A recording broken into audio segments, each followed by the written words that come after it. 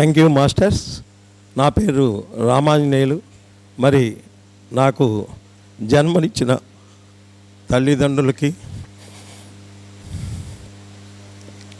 అట్లానే బ్రహ్మర్షి పితామహ పత్రిజీ గారికి, అట్లానే స్పిరిచువల్ ట్యాబ్లెట్ ఫౌండర్ డాక్టర్ జిగి గారికి, ప్రాజెక్ట్ సిఇఓ గారు మమ్మీ అని పిలుస్తాము.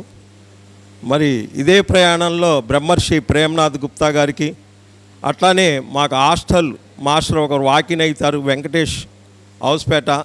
మొత్తం నా జీవితంలో 8 మంది గురువులతోటి నేను ప్రయాణం చేస్తున్నాను.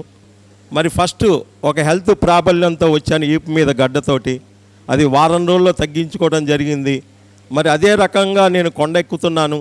ఆ కొండెక్కటంలో మళ్ళా ఒక 2011లో వచ్చి 2014లో 225 బీపీ, 450 షుగరు, ఐ ప్రాబల్యం.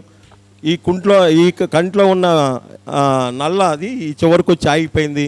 ఇమ్మీడియట్లీగా ఎన్ని టెస్టింగ్ చేసినా వాళ్ళు ఏం లేదంటారు. బెంగళూరు మణిపాల్ పోయాం, దాదాపు 2 lakhs ఖర్చు పెట్టాము. బ్రెయిన్ స్కానింగ్తో మొత్తం చేసి ఒక సంచి ఫిలింలు ఇచ్చి నమస్కారం పెట్టారు. మా దగ్గర ఏమి లేదు, నీ బాడీలో ఏం కానట్లేదన్నారు. అప్పుడు నేను జీకే గారిని పట్టుకోవటము, డీకే గారు నాకు కౌన్సిలింగ్ ఇవ్వటము.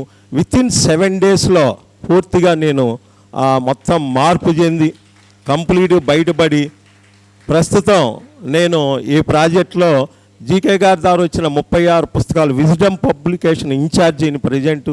దాని తర్వాత మా ఆశ్రమంలో రేవళ్ళపాలెం ఆశ్రమం ఉంది.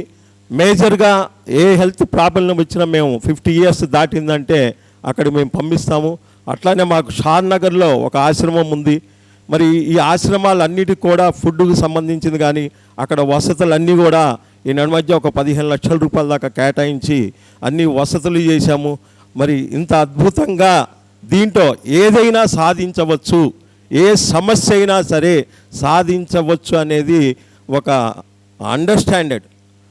దాని తర్వాత నాకు అర్థమైంది ఏంటంటే ఈ మధ్యలో ఒక 4 పుస్తకాలు టార్కారాం సొరైడాలలో నాకు నచ్చింది ఏంటంటే, మనిషి ఆధ్యాత్మికంగా ఎదిగిన తర్వాత నిర్లక్ష్యం అనే గుణం పనికిరాదు అన్నాడు.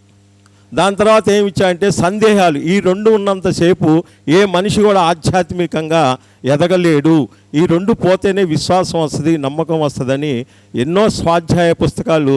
విపరీతంగా పుస్తకం అంటే చదివి నమిలి పిప్పి చేస్తారన్నమాట. Thank you master. Thank you.